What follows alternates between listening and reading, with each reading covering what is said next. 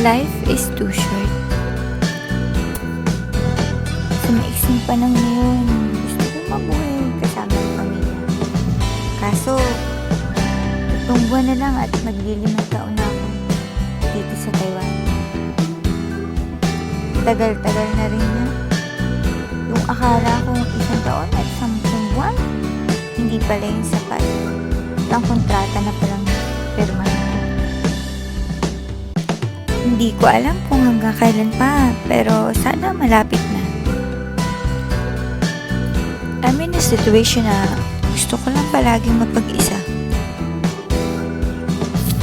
Pero kahit anong mangyari, palagi kong nilalabanan yung homesick na dala-dala ko. Hindi ko alam kung bakit, pero sana maging okay din ako.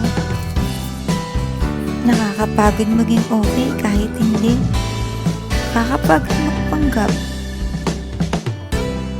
Ako lang ba o pinapressure ko lang ang sarili ko? Baka nga ganun lang yun.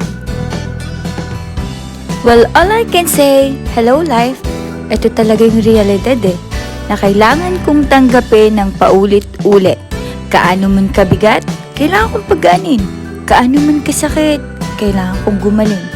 Ganun talaga Kailangan is kailangan. Sa lugar na to, kailangan kong maging masaya habang nagpapasaya. Kaya, ganun na rin dapat ang gawin natin. Tayo.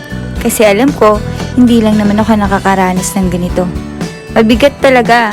Pero, kung hindi mo bibitawan, kailan pa to gagaan? And this is my everyday life.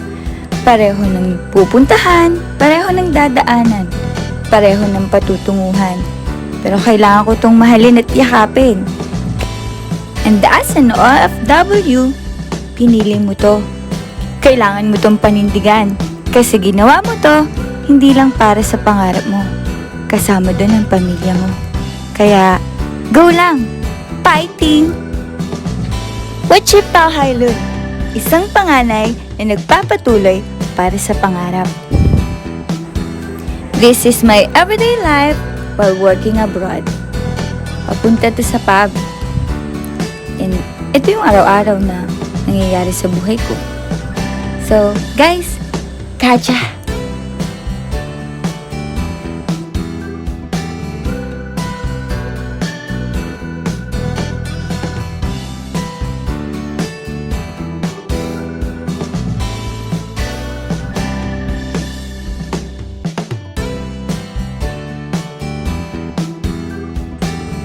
At kung hindi nyo maitatanong, kapitbahay namin yung isa sa pinakamayamang company dito sa Taiwan, ang TSMC.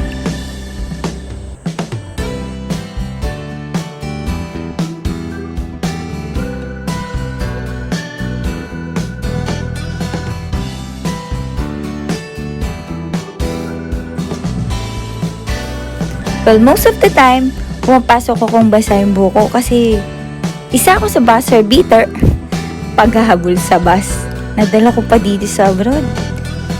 Wala si Hailun to And dito naman yung canteen namin sa pub. Yung lockers is malapit lang sa canteen. Then ito sa paborito kong part.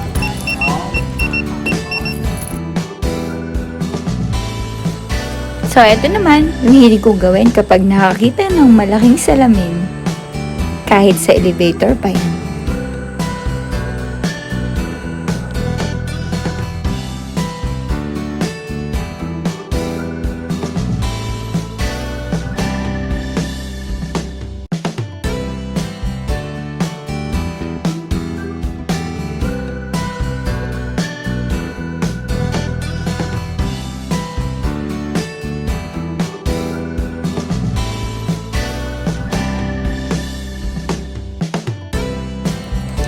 Pagsapit ng 8, well, uwi na!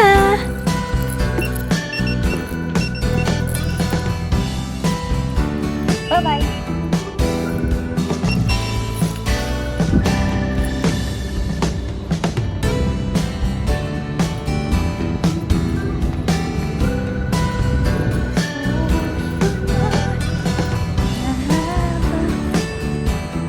And this is my company. I proudly present WNC.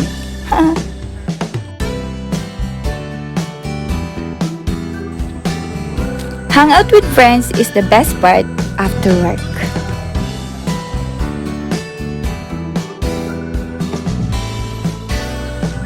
At minsan pa nga kumakain kami sa labas after work. Ito yung shabu na pwede mong kaalikan. Shabu-shabu!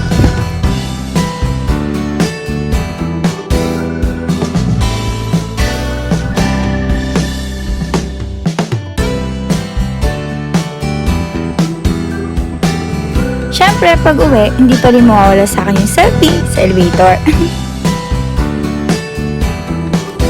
Ganito naman sa dorm kapag gabi na.